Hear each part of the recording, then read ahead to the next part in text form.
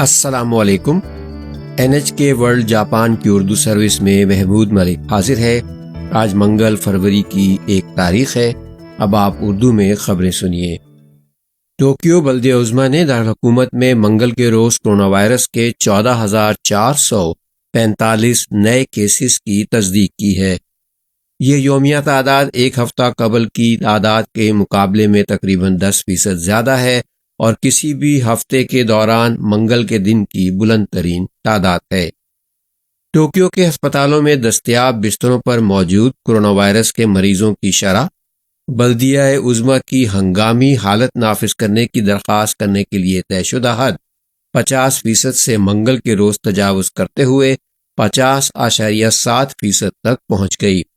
Japan کے دیگر پریفیکچروں میں سے اوساکا میں 11,881 اور کاناگاوا میں 7,459 نئے انفیکشنز کی تصدیق کی گئی ہے۔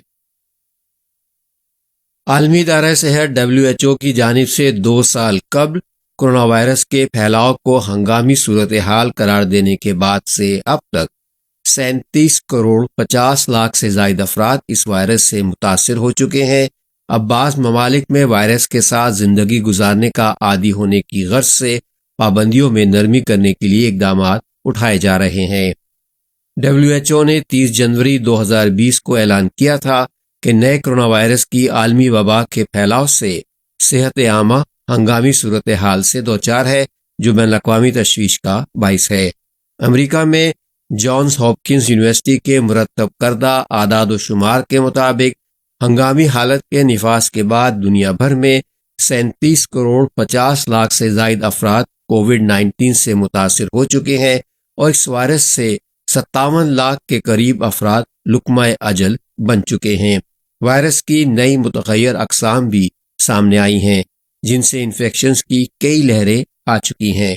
WHO کے ڈائریکٹر جنرل تیدروس ایدھانوم گیبریسس نے خبردار کیا ہے کہ وائرس کی متغیر قسم اومیکرون انتہائی تیز رفتاری سے دنیا بھر میں پھیل رہی ہے اور اس عالمی وبا کے خاتمے کے ابھی کوئی آثار نظر نہیں آ رہے ہیں۔ جاپان کے ایوان زیریں نے بیجنگ سرمائی اولمپکس کا جمعے کے روز آغاز ہونے سے قبل ایک قرارداد منظور کی ہے جس میں چین میں انسانی حقوق سے متعلق صورتحال پر تشویش کا اظہار کیا گیا ہے۔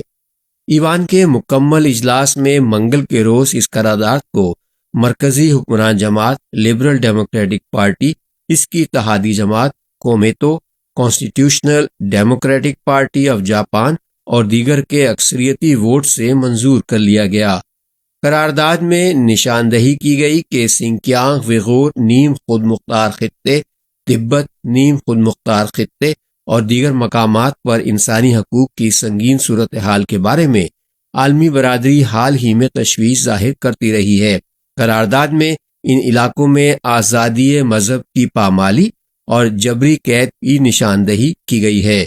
اگرچہ قرارداد میں چین کا براہ راست حوالہ نہیں دیا گیا ہے اور نہ ہی انسانی حقوق کی پامالی کی اصطلاح استعمال کی گئی ہے، لیکن اس میں کہا گیا ہے کہ جاپان اس بات کو تسلیم کرتا ہے کہ موجودہ حالات کو بذریعہ طاقت تبدیل کرنے کی کوششیں عالمی برادری کو خطرے سے دوچار کر رہی ہیں اور دنیا کو اس کی وضاحت فراہم کرنے کی متقاضی ہیں۔ رائے شماری کے بعد وزیر خارجہ ہایاشی یوشی ماسا نے کہا کہ جاپان نے سنکیانگ خطے میں انسانی حقوق کی صورتحال پر شدید تشویش ظاہر کی ہے اور ان اقدار کی بالادستی پر یقین رکھنے والے ملکوں کے ساتھ مل کر کام کر رہا ہے۔ جناب ہایاشی نے کہا کہ حکومت قرارداد کے مقاصد کی بنیاد پر اس معاملے سے سختی سے نمٹنے کے لیے عالمی برادری کے ساتھ قریبی تعاون کرنا جاری رکھے گی۔ مکمل اجلاس سے قبل ایوان زیریں کی رولز اینڈ ایڈمنسٹریشن کمیٹی کے اجلاس میں نپن ایشن، Japan innovation party, democratic party for the people اور جاپانی کمیونسٹ پارٹی نے قرارداد کے حق میں ووٹ دینے کا اعلان کیا، لیکن انہوں نے کہا کہ مزید واضح کر دیا جائے کہ قرارداد میں چین کی حکومت کی طرف سے انسانی حقوق کی پامالی کا حوالہ دیا جا رہا ہے۔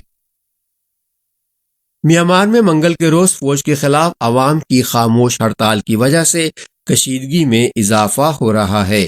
یہ احتجاج فوج کی طرف سے سویلین حکومت کا تختہ الٹ کر اقتدار پر قبضہ کو 1 سال مکمل ہونے کے موقع پر کیا جا رہا ہے۔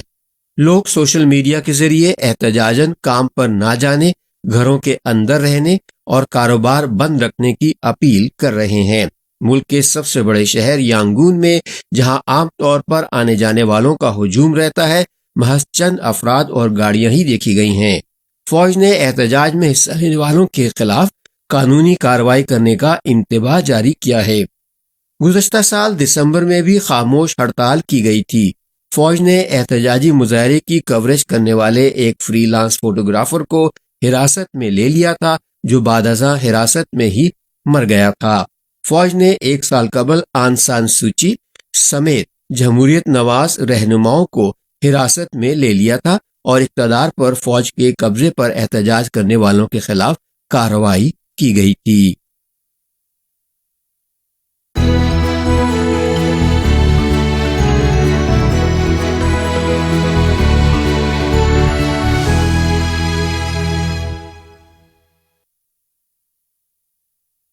یہ خبریں NHK ورلڈ جاپان کی اردو سروس سے نشر کی جا رہی ہیں۔ اب پیش ہیں آج کی باقی خبریں۔ اقوام متحدہ کے لیے میانمار کے سفیر اپنے ملک میں فوج کی جانب سے اقتدار پر قبضے کو 1 سال مکمل ہو جانے کے بعد گزشتہ واقعات پر نظر دوڑا رہے ہیں۔ چاؤ مو تن نے اپنے وطن میں لوگوں کی ابتر حالت سے متعلق NHK سے گفتگو کی ہے۔ سفیر نے کہا ہے کہ فوجی حکومت کے خلاف وسیع پیمانے کی عوامی مزاحمت سے وہ بہت متاثر ہوئے ہیں۔ ان کا کہنا تھا کہ یہ واضح ہے کہ عوام آمریت کو ختم کرنے کے لیے پرعزم ہیں۔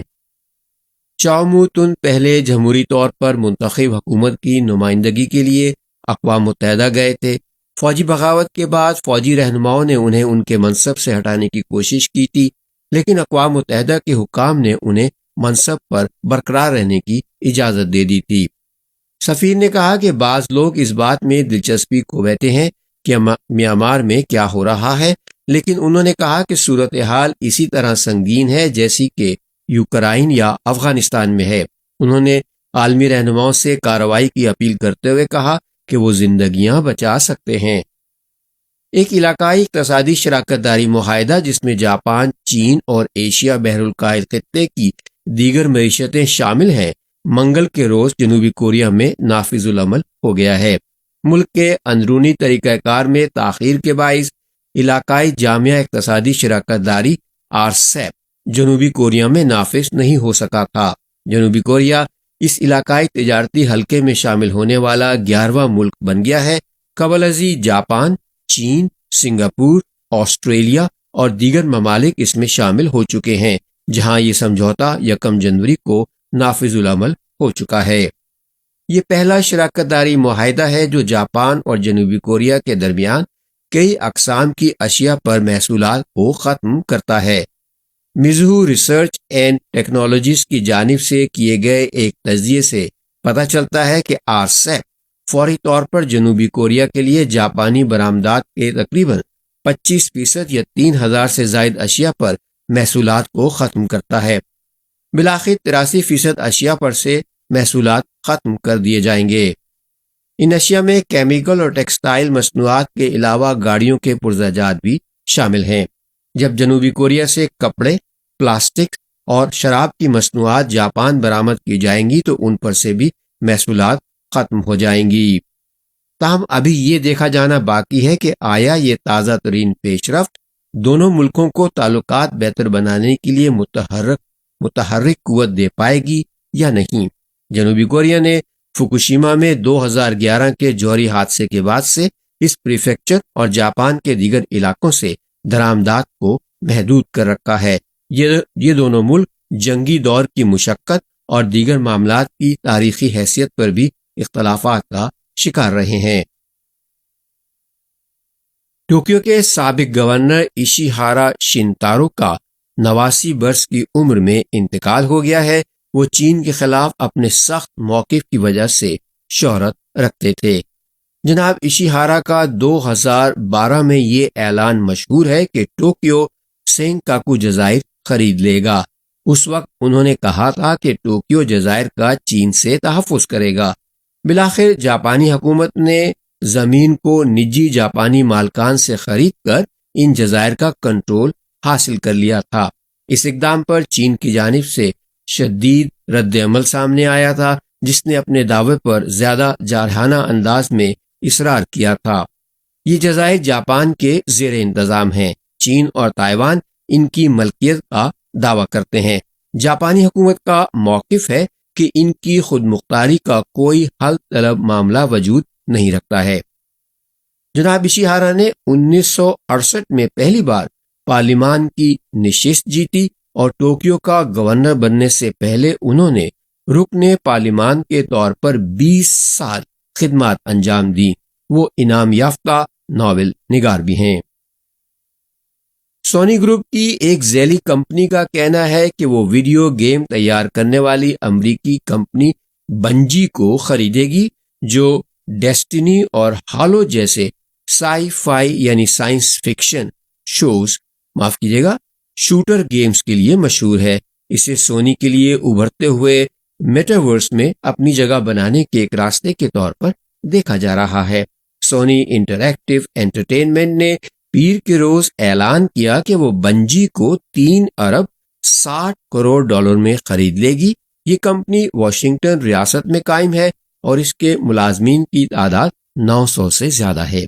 سونی گروپ کے صدر اور CEO یوشیدا کین ایچیرو نے کہا ہے کہ سونی کے قسم قسم کے تفریحی اور ٹیکنالوجی اثاثے بنجی کی ترقی اور کثیر پلیٹ فارمز اور میڈیا بھر میں تمثالی عالم کو تخلیق کریں گے۔ اس خریداری کو میدان مارنے کی جانب جاری جنگ کے دوران سونی کے لیے مستحکم ہونے کے راستے کے طور پر دیکھا جا رہا ہے، کیونکہ اگلی نسل کی جدید ترین گیمنگ اور میٹاورس حقیقت بنتے جا رہے ہیں۔ حریف کمپنی مائکروسافٹ نے جنوری میں اعلان کیا تھا کہ وہ تقریباً $69 ارب میں امریکی گیم ساز کمپنی ایکٹیویژن بلیزرڈ خریدے گی۔ آج کی پہلی خبر ایک بار پھر سن لیجیے۔ ٹوکیو بلدیہ عظمیٰ نے دارالحکومت میں منگل کے روز کورونا وائرس کے 14,445 نئے کیسز کی تصدیق کی ہے۔ یہ یومیہ تعداد ایک ہفتہ قبل کی تعداد کے مقابلے میں تقریباً 10% زیادہ ہے اور کسی بھی ہفتے کے دوران منگل کے دن کی بلند ترین تعداد ہے۔ ٹوکیو کے ہسپتالوں میں دستیاب بستروں پر موجود کورونا وائرس کے مریضوں کی شرح بلدیہ عظمیٰ کی ہنگامی حالت نافذ کرنے کی درخواست کرنے کے لیے طے شدہ حد 50% سے منگل کے روز تجاوز کرتے ہوئے 50.7% تک پہنچ گئی۔ جاپان کے دیگر پریفیکچروں میں سے اوساکا میں 11,881 اور کاناگاوا میں 7,459 نئے انفیکشنز کی تصدیق کی گئی ہے۔